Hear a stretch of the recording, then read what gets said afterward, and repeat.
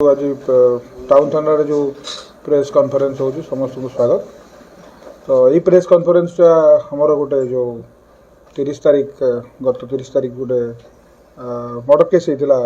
Case number 173/24 से केसटा विषय आज प्रेस कॉन्फ्रेंस अच्छी। तो कहानी यहीपरी थिला हमर गत 30 तारीख रे आमे गोटे खबर पाइथिलु कि अपरती बिंदर गोटे घरे दुर्गंध बाहर माने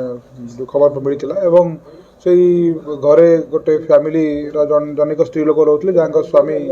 राज्य बाहर रोते से रिपोर्टा करते। तो जेहेतु एवं घरटा लक थिला तो से समय आमे माने पहुँचिकी मजिस्ट्रेट को उपस्थित एवं तांकर हजबैंड को उपस्थित से लक टी को भंगा भंगाला पर देखा गोटे डेड बॉडी गोटे डिकम्पोज डेड बॉडी अच्छी सेठी एवं से मैगट माने फॉर्मेशन एवं डिकम्पोज डेड बॉडीटा पाइला परे आमे संगे संगे हमर साइंटिफिक टीम संगे संगे सेठी डाकिकी आमे हमर इन्वेस्टिगेशन स्टार्ट करथिलु एवं तांकर हजबैंड जो महिलांकर हजबैंड का रिपोर्ट आधार रे गोटे मर्डर केस माने रुजु कराइला याकि प्राथमिक तदंत ना पड़ता गोटे मर्डर बोली मर्डर बहुत विभत्स भाव होता एवं सेठारे कौनसी क्लू मिल नथिला जो कि गोटे अननोन मर्डर केस कहले भूल हेनी एटा गोटे आम बहुत चैलेंज थिला। तो आम संगे संगे डिले न करिकी तार इन्वेस्टिगेशन आरंभ करूँ। प्लेडिंग कर मोबाइल से मिसिंग थिला तो से मोबाइल रो जो हमर कॉल डाटा रिकॉर्ड्स से रिकॉर्ड्स आम तुरंत मागिथिलु एवं से कॉल डिटेल्स रिकॉर्ड को आम विगत 2-3 डेज धरिकी पूरा पुंखानुपुंख भाव आम ताको एनालिसिस कला परे किछि डाउटफुल कॉल्स किछि कॉल्स आम ताको सस्पेक्ट हिसाब रे नेथिलु एवं से सस्पेक्ट जो थिले तांकर इवन लोकेशन वगैरह आम जानिया को पाइलु से भद्रक आखपाखे सी बुलूचंदी एवं से प्रेजेंट अच्छी तापर आम जो टीम थिले जो टीम रे कि आमर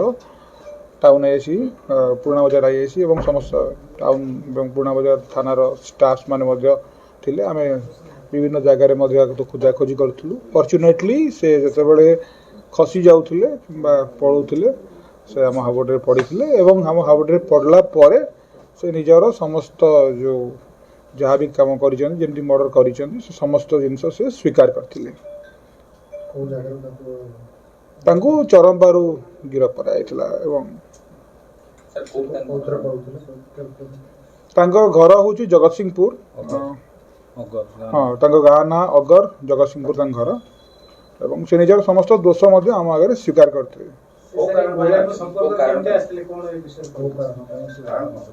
सी महिला सहित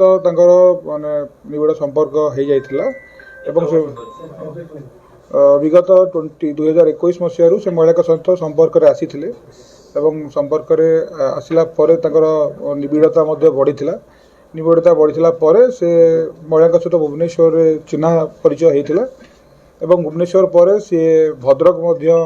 महिला को जो जगार रोते महिला से भद्रक को से जीवा आसवा करुले एवं से जगार जो महिला रोते से एका सहित रोते